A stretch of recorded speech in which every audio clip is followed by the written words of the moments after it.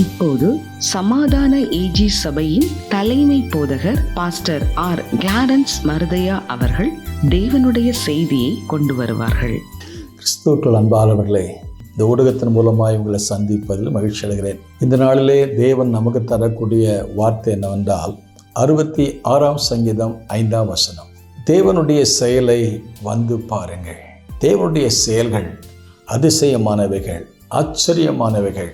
நம்முடைய முன்னோருடைய வாழ்க்கையில் மட்டுமல்ல, இன்றைக்கும் நம்முடைய வாழ்க்கையில் அவர் ஆராய்ந்து முடியாத பெரிய காரியங்களையும் எண்ணி முடியாத அதிசயங்கள் செய்கிற தேவனாக இருப்பதற்காக ஆண்டவருக்கு நன்றி சொல்லுவோமாக.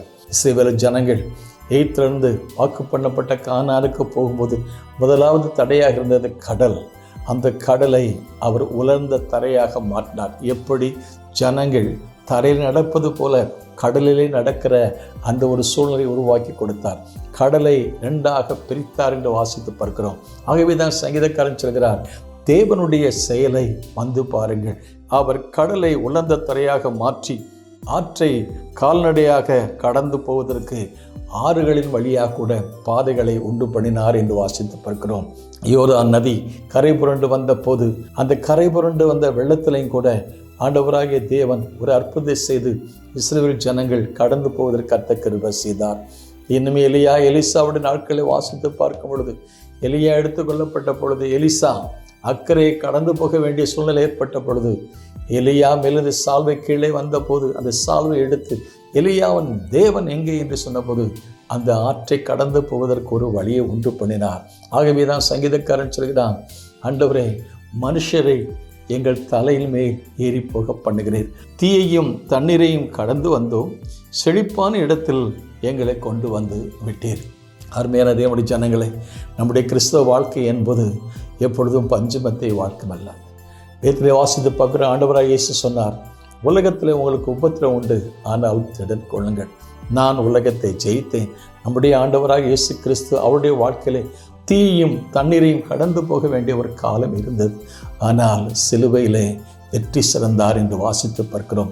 அநேக சமயங்களில் அவர்கள் எகிப்தில் இருந்த பொழுது பார்வோன் ராஜா அந்த தேவ ஜனங்களை அடிமைப்படுத்தி கொடுமைப்படுத்தி அவர்கள் மிகவும் அதிகமாக வேதனைப்படுத்தி அவர்களை தலையில் மேல் நடந்து போகக்கூடிய சூழ்நிலை காணப்பட்டது. ஆகவே இந்த அனுபவத்தை எல்லாம் சுருக்கி சொல்லும்போது, மனுஷரை எங்கள் தலையின் மேல் ஏறி போக பண்ணிரு.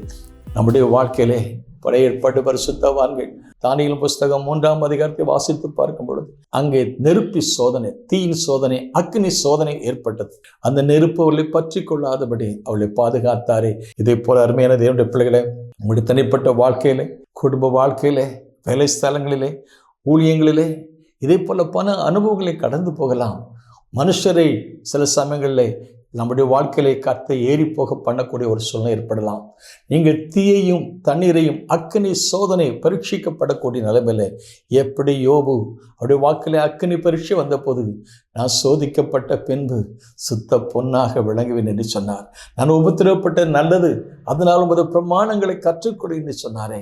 அருமையான தேவனுடைய பிள்ளைகளை, இஸ்ரவேல் வனாந்தர வாழ்க்கையிலே இதே போல தண்ணீர் அனுபவங்கள், தீயின் அனுபவங்கள், ஆனால் கடைசி வரைக்கும் கர்த்தர் நம்பி இருந்தார்கள், கர்த்தருக்கு உண்மையாக இருந்தார்கள். முடிவிலே செழிப்பான வாக்கு பண்ணப்பட்ட கானானுக்கு கொண்டு வந்து விட்டார். இதே போல உங்களுடைய வாழ்க்கையிலையும் பரம கானானுக்கு கொண்டு செல்ல கர்த்தர் உங்களோடு கூட இருப்பாக. பாடுகளை சகிப்போமாக. காலத்து பாடுகள் இனி வெளிப்படும் மகிமைக்கு ஒப்பிடத்தக்கவில்லை. கர்த்தருடைய செயலை வந்து பாருங்கள். கர்த்தர் தாமே உங்களை ஆசீர்வதிப்பார். May God bless you. பூமியிலே சமாதானமும் நிதியமும் உண்டாகட்டும்.